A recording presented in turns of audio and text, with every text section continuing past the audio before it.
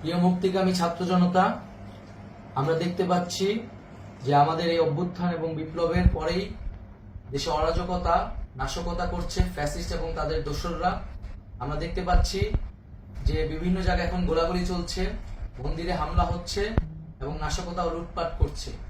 আমরা মনে করি আমাদের যে ছাত্র নাগরিকদের অভ্যুত্থান তাকে নস্যাৎ করার জন্যই পরিকল্পিতভাবে এই ধরনের ঘটনা ঘটানো হচ্ছে। আমরা মুক্তিকামী ছাত্র জনতাকে সজাগ এবং সতর্ক থাকতে আহ্বান জানাচ্ছি এবং আমাদের যে অন্তর্বর্তীকালীন সরকার, আমরা সেই সরকারের যে প্রস্তাবনা 24 ঘন্টার সময় নিয়েছিলাম, জরুরি পরিস্থিতি মোতাবেক আমরা এখনই তার একটি রূপরেখা ঘোষণা করছি। আমরা সিদ্ধান্ত নিয়েছি যে সর্বজন গ্রহণযোগ্য আন্তর্জাতিক খ্যাতিসম্পন্ন নোবেল পুরস্কার বিজয়ী ডক্টর মোহাম্মদ ইউনূসকে প্রধান উপদেষ্টা করে অন্তর্বর্তীকালীন সরকার গঠন করা হবে এবং ডক্টর মোহাম্মদ ইউনূসের সাথেও আমাদের কথা হয়েছে। তিনি ছাত্র জনতার আহ্বানে বাংলাদেশকে রক্ষা করতে এই গুরু দায়িত্ব নিতে সম্মত হয়েছে। আমরা সকালের মধ্যেই আমরা এই সরকার গঠনের প্রক্রিয়া দেখতে চাই। রাষ্ট্রপতির কাছে আহ্বান থাকবে যে দ্রুত সময়ের মধ্যে ডক্টর মোহাম্মদ ইউনূসকে প্রধান উপদেষ্টা করে অন্তর্বর্তীকালীন সরকার গঠন করা হোক এবং এই অন্তর্বর্তীকালীন সরকারের বাকি সদস্যদের নামও আমরা সকালের মধ্যে ঘোষণা করব।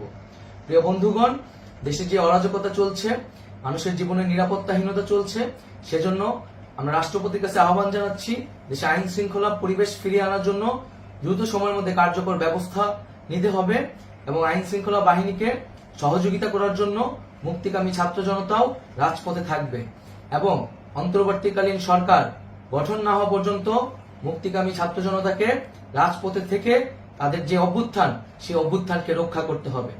প্রিয় বন্ধুগণ, আমরা রক্ত দিয়েছি, শহীদ হয়েছি। আমাদের যে প্রতিশ্রুতি একটি নতুন বাংলাদেশ গঠন করার জন্য, সেটিকে আমাদের অবশ্যই বাস্তবায়ন করতে হবে এবং অবশ্যই ছাত্র জনতার প্রস্তাবিত সরকার বাদে কোনো ধরনের সরকার কিন্তু মেনে নেওয়া হবে না।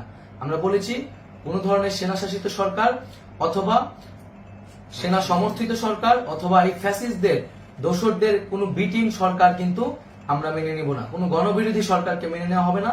ছাত্র জনতার অভ্যুত্থানকারী যে প্রস্তাবিত সরকার, অন্তর্বর্তীকালীন সরকার, যেটা আমরা সিদ্ধান্ত উপনীত হয়েছি ডক্টর মোহাম্মদ ইউনূসকে প্রধান উপদেষ্টা করে এই সরকার গঠন করা হবে, সেই সরকারকেই বাস্তবায়ন করতে হবে অবিলম্বে।